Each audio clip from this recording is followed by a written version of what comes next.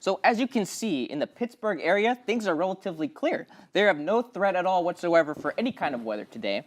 And if you look over in the Youngstown area, there's a lot of red, green, and yellow. I don't know what that means necessarily, but there's also a lot of plus signs, if you can see on your screen.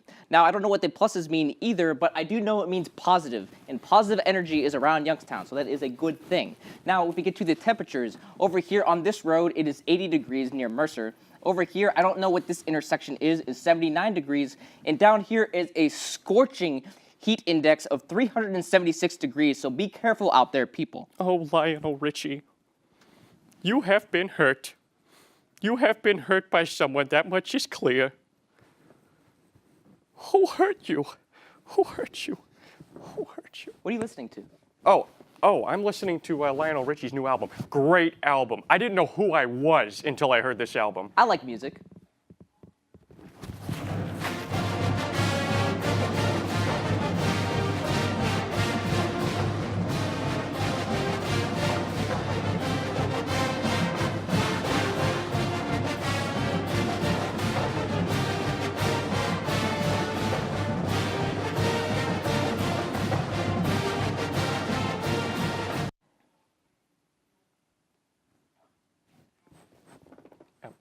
You're supposed to start the show. Oh, I start. Yeah, you start the show. Oh, well, this is the Penguin Rundown, right? This is Penguin Rundown. This is Penguin Rundown. I'm Brick Tamlin, alongside with Ron.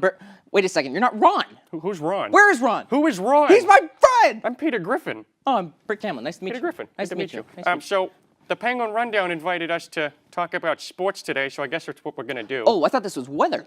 Well, you did do the weather segment, but that was from last week's weather forecast. Oh, but still relevant. I guess so. So I guess we're going to start with volleyball, so I'm going to go ahead and get started here. The volleyball team had two special nights held last weekend at the Beagley Center. Friday's match against the Green Bay Phoenix. So let's go ahead and start there. Is Green Bay and Phoenix the same thing? Arizona and Wisconsin? Green Bay is a very cold area where Phoenix is more hot. And in Phoenix, it's more in a desert area, so it's very cold at night. It can be. Green Bay is more of a cold year-round kind of thing, but can have warm days. I'll work with that, I guess. The Green Bay Phoenix dedicated that game to the parents of the players, while Saturday was senior day against the UIC Flames. Despite having 3 special dedication nights, the Penguins failed to find victory. Redshirt junior Morgan Tippy. I prefer pink shirts. So why is it red shirt? Do they have to wear red shirts during the game? I mean, pink is cooler. I would like pink shirts as well. So let's go with pink shirt junior Morgan Tippy posted 11 kills against Green Bay, while sophomore Aaron Callahan ended with a career-high 12 kills against UIC. Why are they killing people? It's a video game. It's Call of Duty. I understand it now. So I don't get that many on there. Oh, yeah, see, it's very hard to do that. So congrats to them on their Call of Duty success. But let's get back into volleyball. Youngstown State is on the road this weekend visiting the IUPUI Jaguars in the Northern Kentucky Norse. Be sure to visit ysusports.com for up-to-date information. Welcome to the Penguin Rundown. I'm Brick Tamlin. Kicking over to soccer, the Gwins fell short against Milwaukee on Saturday with a final score of 2-1 in overtime. Despite losing, freshman Rashida Abdul-Rahman scored the team's lone point, and sophomore goalkeeper Kylie Moffitt had a career-high 12 saves. Kylie Moffitt is out there saving people. We should be saving lives, not ending lives. Youngstown State University, please take this. I like it. So we will continue, and the team will look to make up for that loss tomorrow during senior night as they host Green Bay Phoenix beginning at 7 p.m. Lois, I can't talk. No, I am not going to dinner tonight. Peter? Godzilla premieres tonight, and I am not missing Peter? it.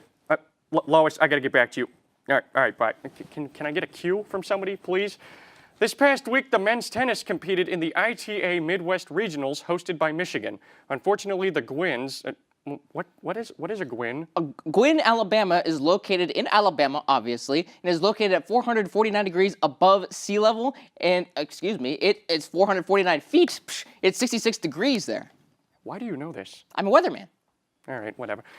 So, unfortunately, the Gwins were unable to compete come out on top with this match. Matthew Kritzinger, João Guerrero, and Yossi Dahan lost all of their qualifying matches. Oh. Guerrero and Vermichuk picked up an 8-3 win in their first match in the doubles play. I like it. But lost the second match with 8-4 in the second round. Oh, no. The men will take on the Cleveland State Invitational on November 3rd through the 5th. I'm busy those days. The women's tennis team had a week off, but will return to action in the Cal State Northridge Invitational on November 10th through the 12th. I'm free that day. Well, that's good. Yeah. Welcome to the Penguin Rundown. I'm Rick Tamlin. I almost didn't know what to do there. This past weekend, the football team hit the road to take on the University of Northern Iowa. This was a tightly contested matchup as each team was able to accumulate over 300 yards of total offense while having close to 30 minutes, that's a long time, 30 minutes of time of possession. The difference maker in this one, however, was the Panthers running back Marcus Waymiller. Waymiller ran for over 130 yards while running for 2 touchdowns. UNI came out on top by a final score of 19-14. Ding, fries are done, ding, fries are done, ding, fries are done, ding, fries are done. I gotta run, I gotta run, I gotta run, I gotta run. I work at Burger King making flavor whoppers. I wear paper hats. Would you like an apple pie with that? Would you like an apple pie with that? Ding, fries are done, ding, fries are done, ding, fries are done, ding, fries are done. I gotta run, I gotta run, I gotta run, I gotta run. Don't touch the fries in hot fat, it really hurts bad, and so do skin grafts. Would you like an apple pie with that? Would you like an apple pie with that? Wait for the bell, can't hear the bell. Where is the bell? Wait for the bell. Ding, fries are done. Ding, fries are done. Brick? Welcome back to the Penguin Rundown. I'm Brick Tamlin. For the Penguins, Damon Patterson led the way, racking up 100 yards and a touchdown on 5 receptions. Quarterback Nathan Mays threw for 175 yards and a touchdown, while Ricky Davis would also come away with a passing touchdown. Now, I believe our good friend Corey McCray is located in Gwynn, Alabama himself. We finally get to incorporate Gwynn, and I think he is standing by with some news relevant to sports. Well, let's hope so. A common theme amongst YSU's recent success, big-time players making big-time plays. But what if I told you that this season, one of these playmakers is only a freshman? I was able to catch up with the elusive tailback this week to see what makes him so special. Wells throwing the wheel route, has a man and a touchdown! Christian Turner's first career touchdown. Coming out of LaSalle High School in Cincinnati, freshman Christian Turner explains why he chose YSU. Just a tradition of good football here in Youngstown. Everything about I just loved everything about Youngstown, the facilities, the love the coaches showed me. They really showed that they really wanted me on this team. In his first college game at Heinz Field against the University of Pittsburgh, he caught 5 passes for 124 yards and 2 touchdowns. But the big stage is nothing new to him. It was just an amazing experience. I'm kind of used to playing in big stadiums, playing for 3 straight years at Ohio State's football field. So the setting, it didn't really razzle me. I wasn't too nervous before the game because I was just used to things like that. But playing that well, it made me feel good about myself. It gave me a lot of confidence going into the season. He broke out, made a couple plays, and Tevin wasn't in. And neither was London, so like I'm trying to figure out who this kid was, and it turned out to be Christian, and we're like, this kid's gonna be something. Turner has endured a lot of success, but Coach Nick McKissick saw it from the very beginning. It was a kid that we knew that had great character. He was mature. He was a kid that, of course, we knew he could play. We knew he can do some different things for us as far as running the ball and being a receiver out the backfield. Like everybody's comparing him now to Jory. He brought some of those qualities, which is huge for our offense. And the biggest thing about him is just off the field, and in the classroom, he got it done. He's a high character kid, does everything that you ask him to do, and he does everything the right way. Turner shares a great connection with football, but also shares an unbreakable bond with his teammates. Just an amazing atmosphere here. All the guys are cool. Everybody shows a lot of love for each other. We're brothers, so it's just basically, I just love it here.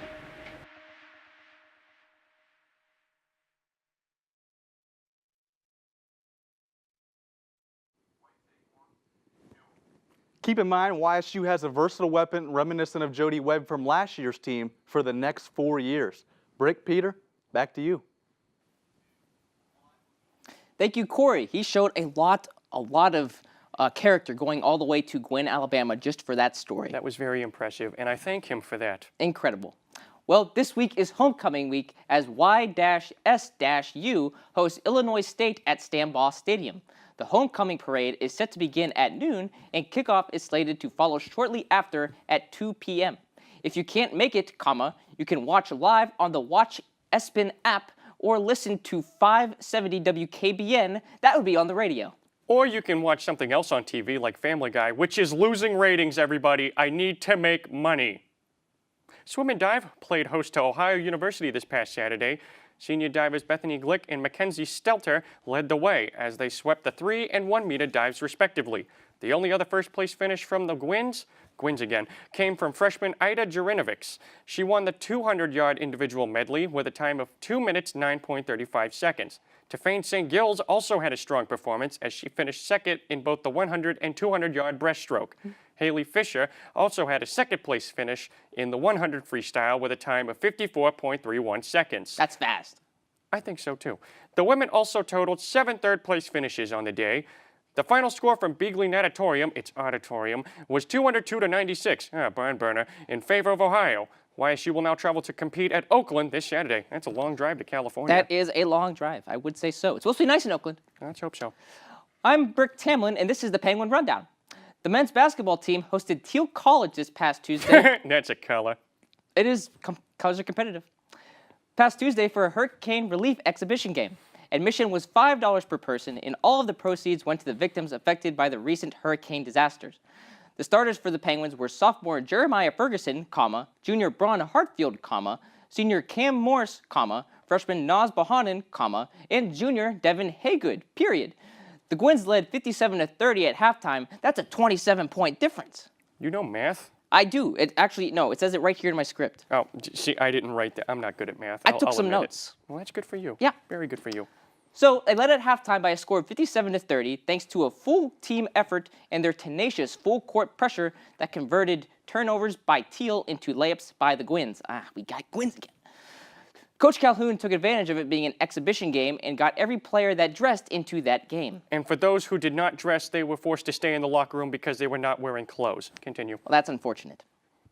Naz Bohannon and Jalen Benton led scorers by 13 points each. Youngstown ended up defeating Teal with a final score of 106-74. And that's good because you know what? If they were to lose to a color, that would be the most embarrassing thing for the history of this university. As I said previously, colors can be very competitive. I know the color gold is very strong. Well, you have a point there. Especially in baseball. You have a very strong point there. Okay. Continue. The Gwynns' home opener will be November 14th versus Franciscan University. That's San Francisco, Brick.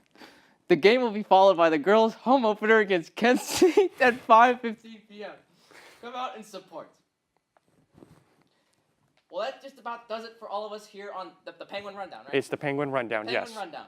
And I'm Brick Tamlin along with Peter Griffin. And for more information about YSU Sports, visit ysusports.com or follow us on social media at Facebook, Twitter, Instagram, and Snapchat at Penguin Rundown 1.